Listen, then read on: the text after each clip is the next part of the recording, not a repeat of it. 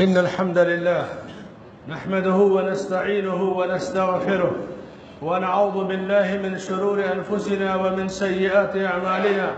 من يهده الله فلا مضل له ومن يضلل فلا هادي له، وأشهد أن لا إله إلا الله وحده لا شريك له، وأشهد أن محمدًا عبده ورسوله. أما بعد، يا أيها الذين آمنوا اتقوا الله حق تقاته ولا تموتن إلا وأنتم مسلمون. يا أيها الناس اتقوا ربكم الذي خلقكم من نفس واحدة وخلق منها زوجها وبث منهما رجالا كثيرا ونساء، واتقوا الله الذي تساءلون به والأرحام إن الله كان عليكم رقيبا. يا أيها الذين آمنوا اتقوا الله وقولوا قولا سديدا يصلح لكم أعمالكم ويغفر لكم ذنوبكم، ومن يطع الله ورسوله فقد فاز فوزا عظيما. وقال تعالى في مقام آخر: يا أيها الذين آمنوا قوا أنفسكم وأهليكم نارا وقودها الناس والحجارة. رب اشرح لي صدري ويسر لي أمري واحلل عقدة من لساني يفقه قولي.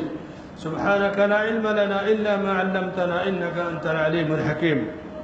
معزز حضرین جمعہ، عزیز اور دوستوں، بزرگوں اور بھائیوں، 13 جنوری 2023 آج کے اس خطبہ جمعہ میں جس موضوع کا اعلان کیا گیا تھا کہ مسجد اور مدرسہ محمدیہ چمڑا بازار دھاراوی میں خطبہ ہوگا کہ بچے کیوں بگڑتے ہیں، ایک بڑا تفصیلی موضوع ہے. کیوں بگڑتے ہیں، اور اس کے بعد پھر اگر بگڑ گئے تو پھر وہ ریورس کیسے ہو، واپس کیسے اصلاح ان کی ہو، دوسرا موضوع ہے. اور بگڑنے سے پہلے کا ایک موضوع ہے کہ کون سا راستہ اپنایا جائے کہ وہ بگڑنے ہی نہ پائیں. 3 موضوع اس میں ہو جائیں گے.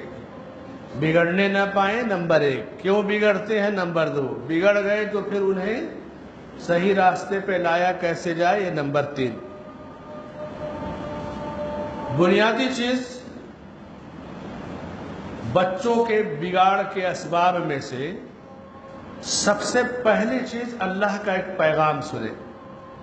اللہ نے ایمان والوں سے خطاب کر کے کہا کہ یا ایھا الذین آمنو، اے ایمان والو، اے مومنو، جو لوگ اللہ پر ایمان رکھتے ہیں، اس کے رسولوں پر ایمان، اس کے فرشتوں پر ایمان، اس کی کتابوں پر ایمان، اس کی تقدیر کے برے اور بھلے ہونے پر ایمان، مرنے کے بعد اٹھائے جانے پر ایمان، یعنی مکمل ایمان رکھتے ہیں، ان سے خطاب ہے.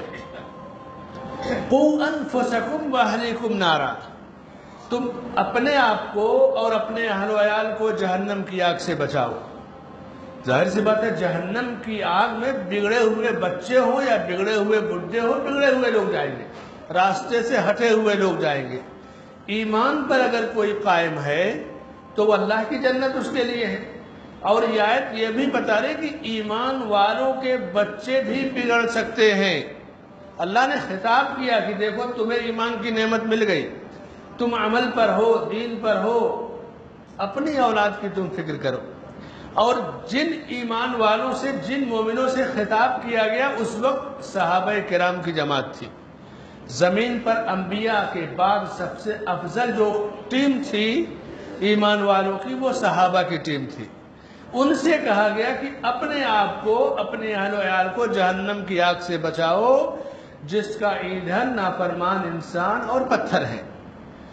اللہ کے نبی صلی اللہ علیہ وسلم فرماتے ہیں کہ الا کلکم راع وکلکم مسئول عن رعیتہ.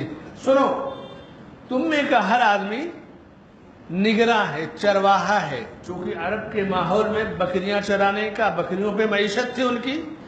مثال کتنی پیاری دی گئی کہ بکریاں اگر ہیں تو ایسے چھوڑ نہیں دینا ہے. چرواہا اپنی بکریوں کا ذمہ دار ہے. اسی طرح سے انسان اپنے گھر کا چرواہا ہے، یعنی ذمہ داری کے لحاظ سے ان کی روزی کا انتظام کرتا ہے، ان کی تعلیم کا، ان کی تربیت کا. وہ بھٹکنے نہ پائیں، ادھر ادھر نہ جانے پائیں، کوئی ان پہ حملہ نہ کرنے پائے. چرواہے کا یہی کام ہوتا ہے نا. تو ہر آدمی اپنے گھر کا نگراں اور چرواہا ہے، اور اس سے اس کی نگرانی اور ذمہ داری کے بارے میں پوچھا جائے گا.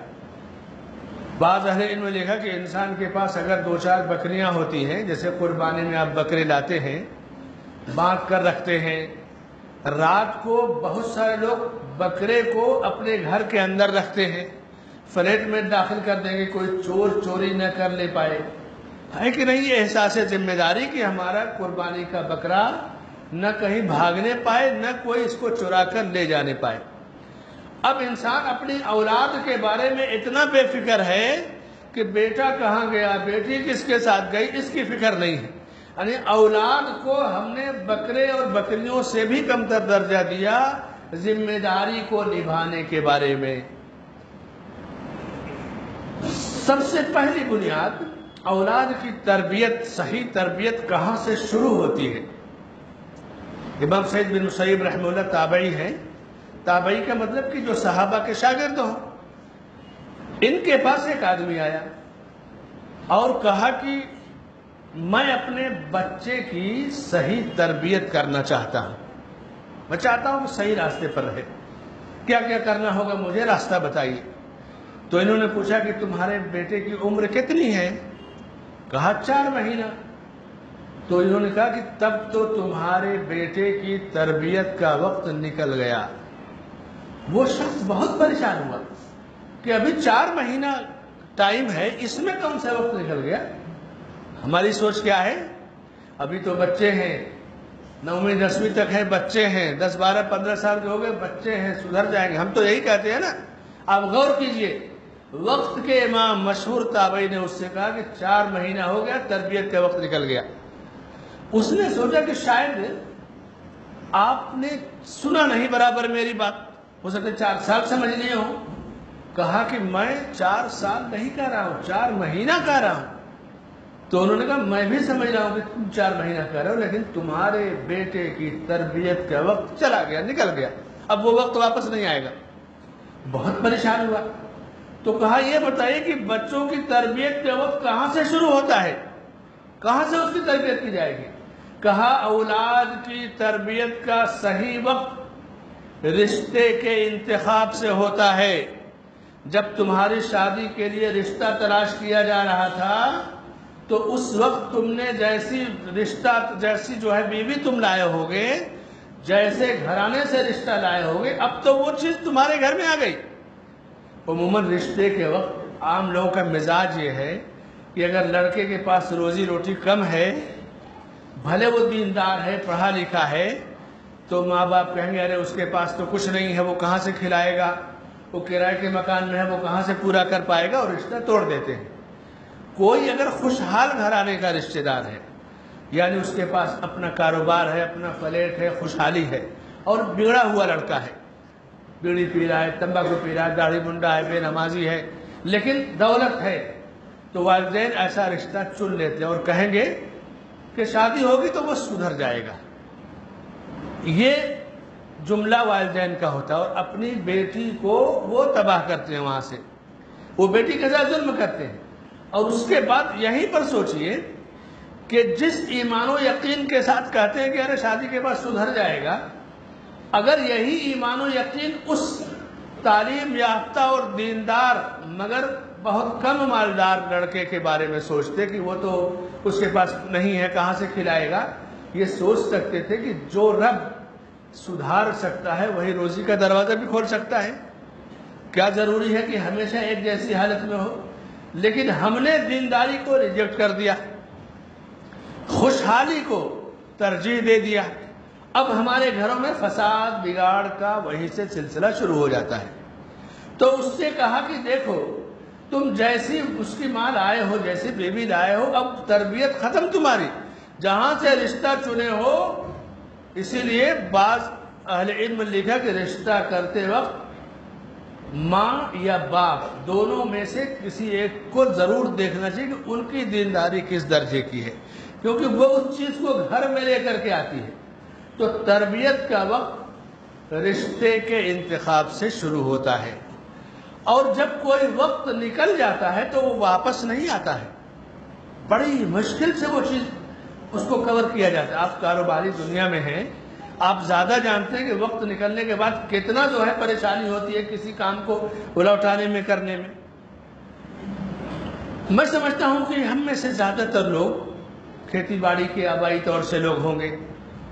آپ ایک پودا لگاتے، آم کا، امرود کا، جامن کا، یا کوئی بھی پودا لگا کر کے اگر آپ چھوڑ دیں گے تو اسے بکری کھا جائے گی، اسے لوگ کچل دیں گے اور پودا ہو نہیں پائے گا۔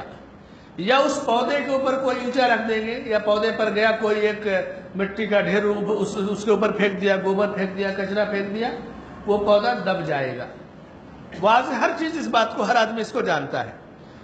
اولاد جو ہوتی ہے، بچہ جب دنیا میں آتا ہے تو وہ ننھا پودا ہوتا ہے۔ جس طرح ننھا پودا آپ اس کو پانی دیں گے، سینچائی کریں گے، چاروں طرف اس کے دیوار بنا دیں گے، یعنی اینٹ وغیرہ سے رکھ کر کے کہ اس میں بکری یا جانور نہ کھانے پائے، اسے کوئی کچل نہ پائے، تب وہ ایک دن وہ پودا بڑا ہو کر کے درخت بنے گا، پھر آپ کو پھل بھی دے گا اور چھاؤں بھی دے گا۔ اگر آپ نے پودے کی حفاظت نہیں کی تو وہ پودا سڑ گل جائے گا، ختم، آپ اس کا فائدہ نہیں اٹھا پائیں گے۔ اولاد کی بھی یہی مثال ہے۔ اولاد اگر آپ نے اس کی تربیت کا بچپن سے دھیان نہیں دیا تو بڑھاپے میں اس سے کوئی امید مت رکھیے۔ انبیاء کی سنت دیکھیے، ابراہیم علیہ السلام ابو الموحدین اور ابو الانبیاء ان کو کہا جاتا ہے، سارے انبیاء کے باپ۔ اللہ سے جب اولاد طلب کیا تو کہا رب ہب لی من الصالحین، اے میرے رب مجھے نیک اور صالح اولاد عطا فرما۔ یعنی طلب اولاد کا مسنون طریقہ، ایک تو رشتے کے انتخاب میں وہاں کوئی گڑبڑ کر دیا تو کم از کم دعائیں کرے، تربیت کا دھیان دے اور حالات کو سدھارے۔ انبیاء کے نقش قدم پہ چلے، نیک اور صالح اولاد طلب کی جائے۔ بہت سارے لوگ اولاد کی طلب میں دین، ایمان، عزت، آبرو سب بیچ دیتے ہیں۔ ماہند دھاراوی کے پاس بہت بڑی درگاہ ہے، نہ جانے کتنی عورتیں وہاں سجدہ کرتی ہیں، اولاد مانگتی ہیں، تعویذ گھنٹے آپ اچھی طرح سے جانتے ہیں۔ اور پورے ملک کیا پوری دنیا میں لوگ ایمان، عقیدہ، عزت، آبرو سب تباہ کر ڈالتے ہیں ان اوجھاؤں اور ان ڈھکوسلیوں کے چکر میں۔ انبیاء کی سنت رب ہب لی من الصالحین، میرے رب مجھے نیک اور صالح اولاد عطا فرما۔ اس کے بعد جب اولاد مل جائے تو اولاد کی تربیت کا جو دور شروع ہوتا ہے، ہمیشہ سے بعض اہل علم نے لکھا کہ ایک عورت جب تک حالت حمل میں تھی اس نے شروع سے نیت کیا کہ میرا یہ بیٹا دین کا خادم ہوگا، اور وہ قرآن کی تلاوت برابر کرتی، برابر پڑھتی ہے اس کو۔ بیٹا پیدا ہوا، چند ہی سالوں میں قرآن کا حافظ ہوا۔ ایک عورت رحم میں اس کے اولاد ہے، حمل میں ہے، اب اس کے بعد لڑائی کر رہی ہے، جھگڑا کر رہی ہے، سیریل کے سامنے بیٹھی ہے اور ساری برائیاں اس کے پاس ہیں، تو اس کی کوکھ میں جو اولاد پل رہی ہے اس کی تاثیر اس کے بیٹے پر آئے گی۔ تو طلب اولاد کا مسنون طریقہ، تربیت اولاد کا مسنون طریقہ۔ اس کے بعد بچے جب تھوڑا بڑے ہو جائیں تو ان کے لیے درسگاہ کا انتخاب کیا تھا، کہاں انہیں پڑھایا جائے۔ اب یہاں سے ذمہ داریاں بڑھتی جائیں گی، جیسے جیسے وقت گزرے گا بڑھتی جائیں گی ذمہ داریاں۔ ہر انسان کی پہلی درسگاہ اس کی ماں کی گود ہوتی۔ مائیں اپنے بچوں کو جب صحابہ کی سیرت سکھاتی تھی، انبیاء کی سیرت پڑھاتی تھی یا سناتی تھی، لوریوں میں صحابیات کے قصے سناتی تھی، تو اولاد نیک اور صالح ہوتی تھی۔ آج 24 گھنٹہ ہمارے سامنے ہالی ووڈ، بالی ووڈ کے واقعات ہوتے ہیں، کرکٹ کی دنیا کے سیریل ہوتے ہیں، فتنے، فساد، شر، فساد، ہنگامے ہوتے ہیں، تو ہماری اولاد بڑی ہو کر کے وہ نہیں جانتی کہ عشرہ مبشرہ کون ہیں، وہ نہیں جانتی کہ خلفائے اربعہ کون ہیں، اسے نہیں پتا کہ مہاجرین کون ہیں، پہلے اسلام لانے والے کون ہیں، کیونکہ ہمارے گھروں سے یہ چیزیں ختم ہو گئی۔ ذمہ دار کون ہیں؟ والدین اس کے ذمہ دار ہیں۔ اس کے بعد بچوں کے لیے مناسب درسگاہ کا انتظام کیا جائے۔ درسگاہیں دو طرح کی ہوتی ہیں۔ ماں کی درسگاہ کے بعد قدیم زمانے سے ایک درسگاہ ہمیشہ جو مساجد میں مکتب کی شکل میں رہی ہے، اس کی جو تاثیر اور جو برکت رہی ہے وہ کبھی ختم نہ ہونے والی ہے۔ جو جڑیں مضبوط ہوتی ہیں اسلام کے دین کی، انسان چاہے 10 بار پی ایچ ڈی کر لے، دنیا میں 100 بار وہ MBA کر لے، چاہے بڑی سے بڑی ڈگریاں لے لے، بڑے سے بڑے عہدوں پہ پہنچ جائے، لیکن مرنے کے بعد ساری ڈگریاں کنارے رکھی جائیں گی۔ سوال ڈگریوں کا نہیں ہوگا، مکتب کے پہلے سبق کا ہوگا کہ من ربک، تمہارا رب کون ہے؟ دوسرا سوال تمہارا دین کیا ہے؟ تیسرا سوال تمہارے نبی کون ہے؟ پوری زندگی ہماری اسی کے آس پاس میں گھومتی ہے۔ اسی لیے بعض ملکوں میں جو سلیبس ہے، جیسے سعودی عربیہ کا سلیبس پرائمری کا، بچے جب پہلے دن اسکول جاتے ہیں، عام طور سے یہاں پر بھی اور ہر جگہ کچھ گھروں میں KG پڑھا کر کے ڈائریکٹ پہلے میں ایڈمیشن ہوتا ہے، اور بعض جگہوں پہ KG سے داخل کر دیتے ہیں، بعض جگہوں پہ اس سے بھی چھوٹا 4-6 مہینے کا کورس ہوتا ہے۔ تو جب بچے پہلے دن جاتے ہیں کلاس میں، بالکل پہلا دن اسکول کا ہوتا ہے سبق کا، تو ان کو ہوم ورک دیا جاتا ہے۔ یہ بتاؤ من ربک، ایک پیج پر لکھ دیں گے تمہارا رب کون ہے، سوال، اور اس کے بعد اس کا جواب بھی لکھ کے لانا ہے۔ اور دوسرا ہوم ورک ما دینک، تمہارا دین کیا ہے، اور پھر جواب من نبیک، تمہارے نبی کون ہے، اور اس کا جواب۔ اس سبق کو یاد کرنا، لکھنا، اور اس میں پورے طور سے جب بچے ماہر ہو جائیں، فٹافٹ بتائیں من ربک ما دینک من نبیک، اور فوراً جواب دینے لگے، پھر آگے سبق بڑھایا جاتا ہے۔ آدمی 60 70 80 90 سال جتنا بھی زندہ رہے، دنیا میں کروڑوں اربوں خربوں کمائے، اونچی عہدے اور پوسٹ پہ جائے، وزارتیں منسٹریاں جو بھی پا جائے، قبر میں جب وہ جائے گا تو مکتب کا پہلا سبق ہی اس کا امتحان کا پیپر ہوگا۔ ساری ڈگریاں اپنی جگہ ہیں، تو ہم نے اپنی جڑوں کو کھوکھلی کر دیا۔ سن 1993 میں عیسائیوں کے پوپ کی بڑے بڑے عیسائی رہنماؤں کے ساتھ میٹنگ ہوئی، اور عیسائی مشینریاں دنیا میں اس وقت 3500 عیسائی مشینری ہیں، اور کئی لاکھ عیسائی دعات اور مبلغین ہیں۔ تو کبھی کبھی جو بڑی بڑی مشینریوں کے ہیڈ ہیں وہ اپنے پوپ کے ساتھ جمع ہوتے ہیں۔ قدیم رپورٹ کی جب جمع ہوئے تو اس نے اپنے مبلغین سے پوچھا کہ ہم نے زمین میں جو ہاسپٹل بنائے، جو اسکول قائم کیے، ان کا رزلٹ کیا ہے، ان کے ذریعے عیسائیت کتنا پھیل رہی ہے، ہم کتنا کامیاب ہیں۔ یہ مت سمجھے کہ یہ اسکول ہاسپٹل آپ کے لیے کھولے گئے ہیں، یہ ان کے اپنے مشن کے تحت ہے، بھلے آپ تھوڑا فائدہ اٹھا لیں۔ تو مبلغین نے کہا کہ ان کا رزلٹ تو اچھا نہیں ہے۔ کہا کیوں؟ کہا ہمارے اسکولوں میں مسلم بچے زیادہ آتے ہیں، اپنے بچے کم آتے ہیں۔ تو پوپ نے پوچھا کہ کیا کہا؟ کہا یہی کہ مسلم بچے زیادہ آتے ہیں۔ کہا کس کلاس میں آتے ہیں؟ کہا KG یا پہلی سے آتے ہیں اور ہائی اسکول تک پڑھتے ہیں۔ کہا خوش ہو جاؤ کہ مسلمانوں نے اپنے بچوں کو تمہارے حوالے کر دیا، یہ 10-11 سال تک مسلمانوں کے نہیں تمہارے بچے ہیں۔ عمر میں جو کچھ سیکھنا، سکھانا، ذہن کو موڑنا، ٹرین کرنا، یہی اصل وقت ہوتا ہے، اب تم اس وقت سے فائدہ اٹھاؤ۔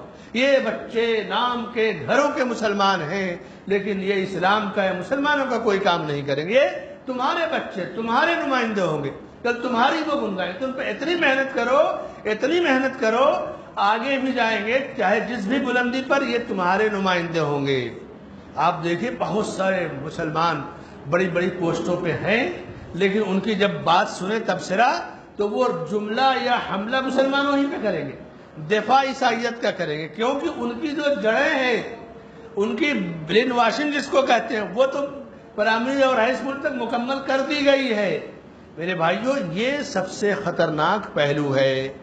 اس کے بعد تعلیم کے لیے جب درسگاہ کا آپ انتخاب کریں تو اسی کے ساتھ دوسری چیز آتی ہے سامنے، بچوں کے دوست کون کون ہیں۔ عن المرء لا تسل وسل عن قرینہ، انسان کے بارے میں پوچھنا ہے تو اس سے نہ پوچھ کر کے اس کے دوستوں کے بارے میں پوچھ لو، کون کون اس کا دوست ہے۔ اب یہ والدین کی ذمہ داری ہے کہ میرے بیٹے یا بیٹی کا دوست کون ہے، دوستوں کا ماحول کیسا ہے، ان کے گھروں کا ماحول کیسا ہے، اسکول کا ماحول کیسا ہے، اور وہ ماحول آپ کے گھروں میں آئے گا، چاہے بیٹے یا بیٹیوں کا۔ سارا معاملہ دوستوں سے شروع ہوتا ہے۔ یہ دوستی اب تو واٹس ایپ اور سوشل میڈیا وغیرہ آ گیا تو آن لائن دوستی ہونے لگی، یہ تو اور خطرناک ہے۔ لیکن اسکول تعلیم کے ذریعے جب دوستی ہوتی تو والدین اطمینان سے رہتے ہیں کہ چلو پڑھنے لکھنے ہی کی باتیں ہوں گی۔ اور کتنے خطرناک حادثات ہوتے ہیں، بوائے فرینڈ یا گرل فرینڈ والی جو وبا اور لعنت ہے، اس لعنت کو اب لوگ عیب نہیں سمجھتے۔ اللہ کے نبی صلی اللہ علیہ وسلم کے صحابہ کا حال یہ تھا، طبرانی میں صحیح سند سے حدیث مروی ہے، اللہ کے نبی صلی اللہ علیہ وسلم فرماتے ہیں کہ میرے جسم پر خنزیر کے گوشت کو خون سمیت مل دیا جائے۔ خنزیر سمجھتے نا سور، پگ، پگ کا، سور کا گوشت جس میں خون لگا ہو، آپ نے کہا کہ میرے جسم پر مل دیا جائے، یہ پسند ہے اس بات سے کہ میرا جسم کسی ایسی عورت سے چھو جائے جو میرے لیے حلال نہ ہو۔ سمجھا آپ نے؟ نامحرم عورت جو حلال نہیں ہے اس سے بدن ٹچ کر جائے، کہا یہ زیادہ خطرناک ہے اس بات سے کہ خنزیر کا گوشت خون لگا ہوا جسم پر مل دیا، جبکہ ہم خنزیر کو دور سے دیکھ کے بھاگ جاتے ہیں، ارے حرام جانور ہے۔ اس سے زیادہ حرام کسی مرد یا عورت جو حلال نہ ہو ان کے جسم کو چھو جانا۔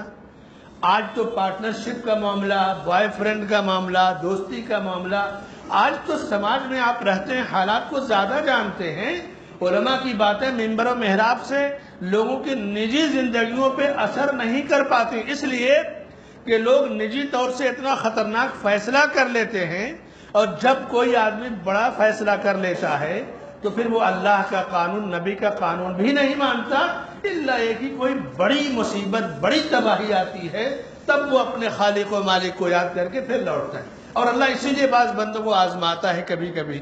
تو اولاد کے دوستوں پر نگاہ رکھنا یہ ضروری ہے، یہ خطرناک سبب بگاڑ کا۔ چرس ہے یا پیون ہے، مسلم محلوں میں آپ دیکھیں کہ بڑی خاموشی سے چرس یا پیون کی تجارت سپلائی ہوتی، اور دلال ایجنٹ موجود رہتے ہیں اسکولوں کے پاس، جو بڑے مسلم اسکول ہیں ان کے پاس بعض ایسے ذائقے دار ٹیسٹی کھانے پائے گئے جن میں معمولی چرس یا پیون ڈالی جاتی ہے کہ بچے اس کھانے کے علاوہ گھر کا کھانا کبھی نہیں کھاتے، ایک معمولی سی مقدار ڈال کر کے بیچتے، کیا ٹیسٹی کھانا بنایا ہے۔ تو آپ اس بات پر توجہ دیں کہ میرا بیٹا کیا کھا رہا ہے، کس کے ساتھ آ رہا ہے، کس کے ساتھ جا رہا ہے۔ یہ ایسا سبب ہے بگاڑ فساد کا کہ جس کو ہم اپنے کاروبار یا ملازمت کی مصروفیت میں توجہ نہیں دے پاتے، اور اس کے بعد پھر ہم تباہی کے دانے پہ پہنچ جاتے ہیں۔ اگر کہیں باہر نہیں جاتے بچے یا بچیاں تو اس کے بعد دوسری بڑی ذمہ داری، اس وقت خطرناک جو ہتھیار ہے موبائل کی شکل میں، سوشل میڈیا پہ مختلف پروگرام، گیم وغیرہ، چیٹنگ وغیرہ، اس پر بھی آپ کو توجہ دینی چاہیے۔ بعض لوگ کہیں گے یہ پرسنالٹی ہے، نہیں، وہ پرسنل جو ہے چیز ہے، پرسنل چیز پر توجہ نہیں دینا چاہیے، نہیں۔ اولاد کی تربیت کے لیے یا گھروں کو فساد سے بچانے کے لیے شوہر کو حق ہے کہ بیوی کا بھی موبائل چیک کرے، باپ کو حق ہے کہ اولاد جب تک سن شعور کو نہیں پہنچی ان کے جو ہے کہ اسٹیٹس وغیرہ اور موبائل وغیرہ چیک کر سکتے ہیں، شرعاً اس کی اجازت اور گنجائش ہے۔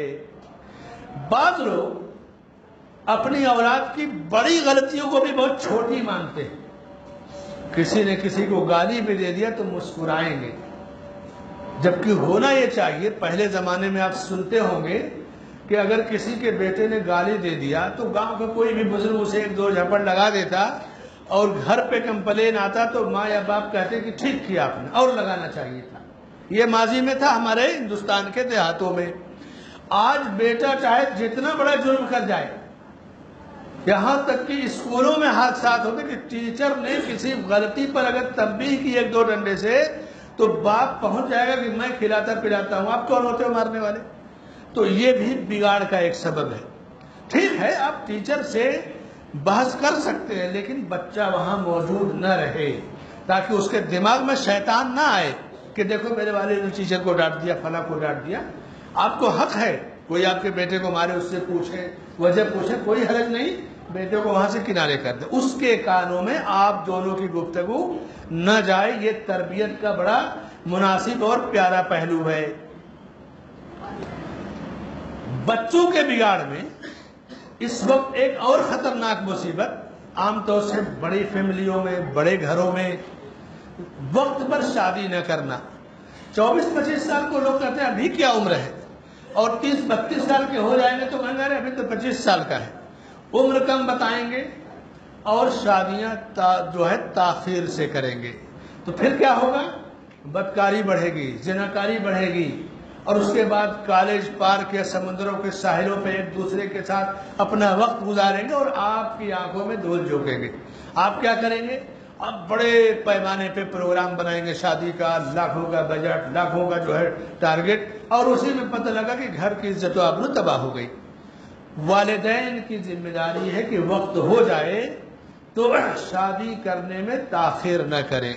اس وقت سماج کا سب سے بڑا فساد تاخیر سے شادی کرنا ہے۔ بعض صحابہ ایسے تھے، سعد بن معاذ یا دوسرے بعض صحابہ، کہ وہ 12-13 سال کی عمر میں ان کے اولاد ہو گئی تھی، یعنی عرب کے اندر بلوغت جلدی ہوتی تھی، شادیاں بھی جلدی کرتے تھے، اور اس کے بعد یہ کہنا کہ ابھی کہاں سے خرچ پورا ہوگا، یہ ہوگا، وہ نہیں۔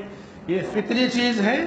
اللہ کا دین فطرت کے تقاضوں کے مطابق ہے۔ انسان جب پیدا ہوتا ہے، روح پھونکنے سے پہلے اللہ اس کے لیے 4 باتیں لکھ دیتا ہے، جیسا کہ صحیح بخاری اور مسلم کی نعمان بن بشیر رضی اللہ عنہ کی مشہور حدیث کہ فرشتے کو بھیجتا ہے روح پھونکنے سے پہلے کہ اس کی روزی لکھ دی جائے، اس کی عمر لکھ دی جائے، اس کا عمل لکھ دیا جائے، خود اس کے بارے میں کہ یہ اچھا ہوگا یا برا لکھ دیا جائے۔ یعنی دنیا میں آنے سے پہلے روح پھونکنے کے وقت اس کی روزی لکھ دی جاتی ہے۔ کہاں گیا ہمارا ایمان؟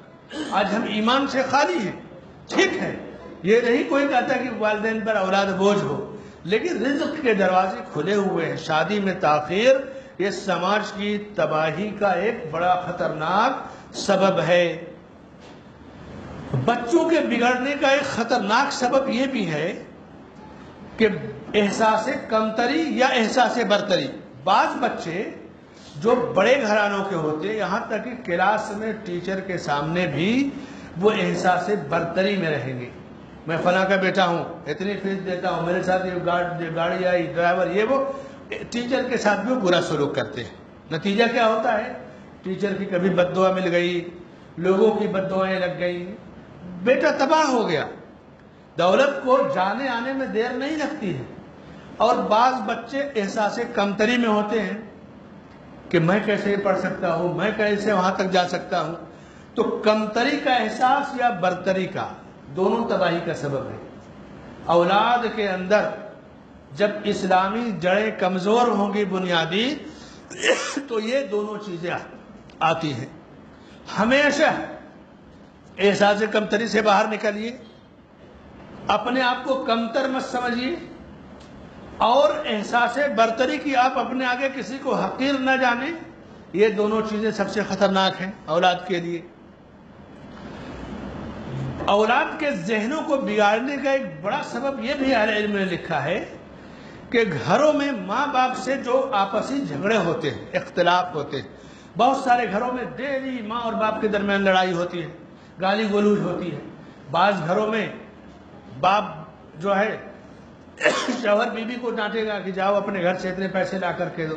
بعض گھروں میں اپنی ناکامی چھپانے کے لیے بیوی پہ حملہ کرے گا۔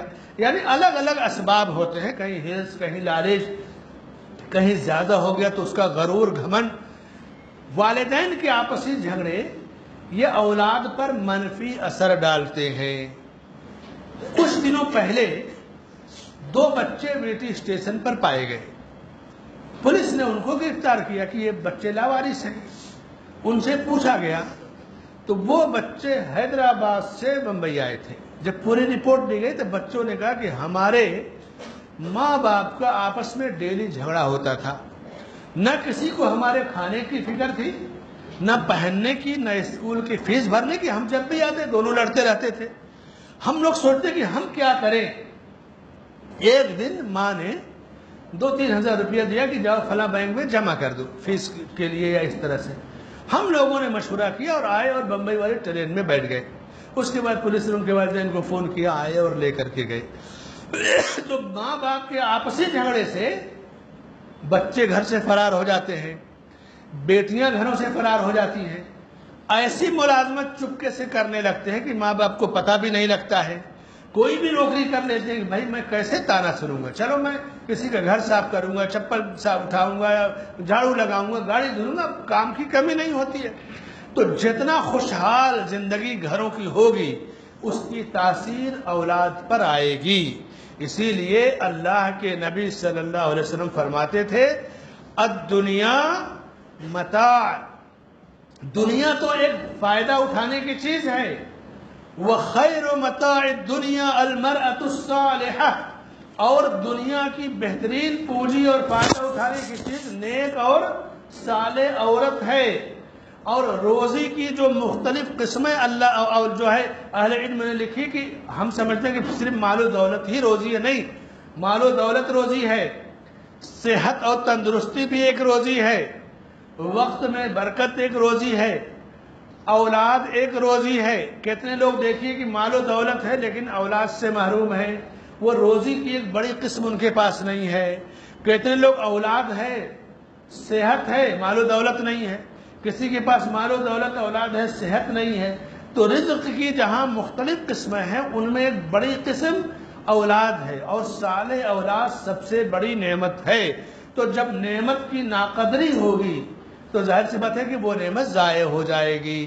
تو یہ چند مختلف اسباب تھے اولاد کے بگاڑ کے، اور اس کے بعد اس کی اصلاح کے. بڑا تفصیلی اور جامع موضوع اللہ کے نبی صلی اللہ علیہ وسلم نے عبداللہ ابن عباس رضی اللہ عنہ سے ایک مرتبہ کہا کہ یا غلام انی اعلمک کلمات. سنن ترمذی کی روایت کہ سنو میں تمہیں چند باتیں سکھاتا ہوں، سیکھ لو. احفظ اللہ یحفظ، تم اللہ کو یاد کرو اللہ تمہیں یاد کرے گا. جتنا تم اللہ کو یاد کرو گے اللہ اتنا تمہیں یاد کرے گا. اللہ کو یاد کرو اللہ کو اپنے سامنے پاؤ گے. سنو، جو مصیبت آ گئی وہ اصل میں ٹلنے والی نہیں تھی، یہ کسی کی وجہ سے نہیں آئی ہے، یا جو مصیبت ٹل گئی نہیں آئی وہ آنے ہی والی نہیں تھی. یہ ایمان اور عقیدہ رکھو اور اللہ سے اپنے تعلق کو مضبوط رکھو. صحیح بخاری مسلم کی مشہور حدیث اللہ کے نبی صلی اللہ علیہ وسلم فرماتے ہیں رکعتئی الفجر خیر من الدنیا وما فیہا. فجر کی 2 رکعت جو سنت ہوتی ہے یہ دنیا اور دنیا کی تمام چیزوں سے بہتر ہے. شیخ علامہ ابن عثیمین رحمہ اللہ کہتے ہیں کہ دنیا سے مراد جب سے دنیا بنی ہے آج تک اور قیامت تک کی دنیا مراد ہے، کہ ساری دنیا ایک طرف، فجر کے پہلے کی 2 رکعت سنت کی قیمت اور اہمیت اللہ کے پاس ایک طرف ہے. اب آپ جائزہ لے لیجئے کہ ہم اپنی اولاد کے لیے کتنا دنیا کی فکر کرتے ہیں، دین کی کرتے ہیں، اور ہماری کیا ذمہ داریاں ہیں، اور ہمارے گھروں کا کیا ماحول ہے، اور ہمارے سماج اور معاشرے کا کیا ماحول ہے، ہماری مسجدوں میں صفوں کا کیا ماحول ہے، بچوں کی بڑوں کی فجر کی نماز میں. اللہ سے دعا ہے کہ اللہ تعالی ہمیں علم نافع عطا فرمائے، عمل صالح کی توفیق عطا فرمائے، اور ہمارے یہ نوجوان، ہمارے یہ بچے جو مستقبل کے قائد ہوں گے، مستقبل میں امام ہوں گے، یہ ہمارے معاشرے کی ریڑھ کی ہڈی ہیں. کل سماج انہی کے اوپر کھڑا ہوگا. یہ جو نوجوان ہیں یہ ضعیف ہو جائیں گے، یہ بچے ہوں گے، انہی پر ملک کھڑا رہے گا، انہی پر جماعت کھڑی رہے گی، انہی پر آپ کا خاندان قائم رہے گا، انہی پہ سماج کھڑا رہے گا. ان کی جو ہے ہمیں فکر کرنی چاہیے. اللہ ہمارے ان اولاد کو، ان نونہالوں کو نیک اور صالح بنائے، ان کو سلف صالحین کے نقش قدم پر چلائے. آمین. بارک اللہ لی ولکم فی القرآن والسنہ واستغفر اللہ لی ولکم ولسائر المسلمین من کل ذنب فاستغفروہ انہ هو الغفور الرحیم.